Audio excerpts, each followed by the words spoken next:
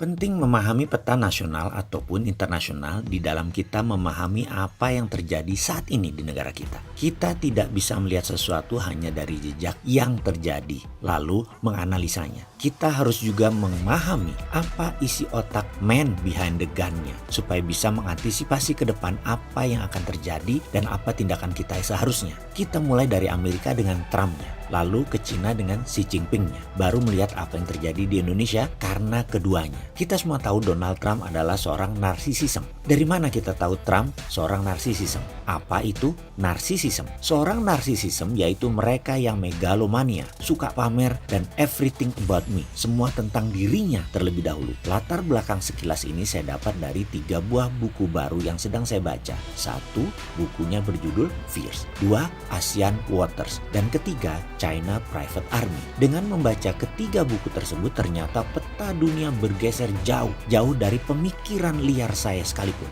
Apa yang Cina lakukan, apa yang Amerika lakukan, mereka mau merubah dunia. Kita lanjut. Memahami Trump yang punya kecenderungan kejiwaan narsisism itu apakah penting? Enggak juga. Adalah lebih penting memahami Yahudi Zabatai di belakang Trump yang ternyata berseberangan dengan Yahudi Ortodok. Yahudi Ortodok itu pro-Israel, sedangkan Yahudi Zabatai itu lebih pragmatis. Kaum Zabatai ini digabung dengan kaum Mormon di Wall Street adalah mayoritas pemegang keuangan. Rockefeller, Rothschild, Oppenheimer, Muzin, Icahn, Zucker adalah sedikit nama yang dia lagi berputar sudah 4-5 generasi di Wall Street. Kaum Zabatai di belakang Trump inilah ternyata yang memiliki grand plan dunia akan digeser baru. Apa yang mereka geser? Dulu dunia kecanduan fossil oil atau BBM. Ini adalah grand design mereka. Sekarang dunia akan dimainkan baru, dunia digital dan baterai. Karena itu kuncinya mereka mau pegang kendali 5G dan 6G serta nikel plus lithium plus mineral jarang lainnya. Dunia seakan diputar ke arah berlawanan dan ini semua terdapat jelas di 3 buku tadi. Kita rincikan perlahan apa yang mereka sudah kerjakan dan efeknya bagi dunia. Catatan pengingat sebelum melaju ke depan.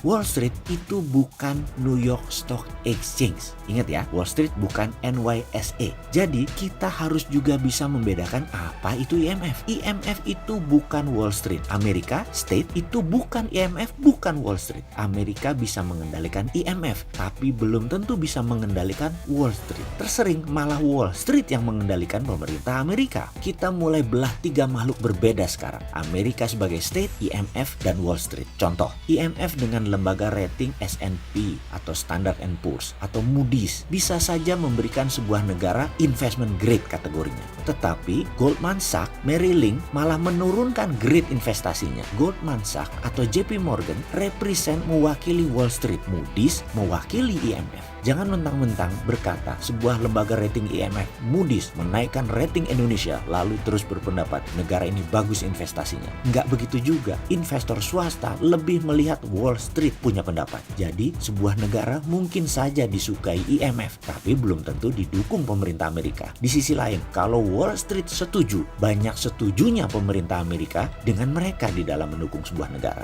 Kita lanjut di sisi swasta. Dengan sebuah pertanyaan, siapa sih di belakang Alibaba? Alibaba listingnya di mana? Alibaba listing di bursa New York Stock Exchange. Dan siapa pembeli terbesar? Zabatai. Ya Amerika juga mulai paham peta dunia keuangan saat ini. Mulai paham how the financial world work saat ini. Mengerti sekarang mengapa Jack Ma selalu memuji Zuckerberg, memuji Charles Kushner, dan memuji Warren Buffett di setiap ada kesempatan. Ternyata engine-nya Alibaba ya di sisi dia lagi.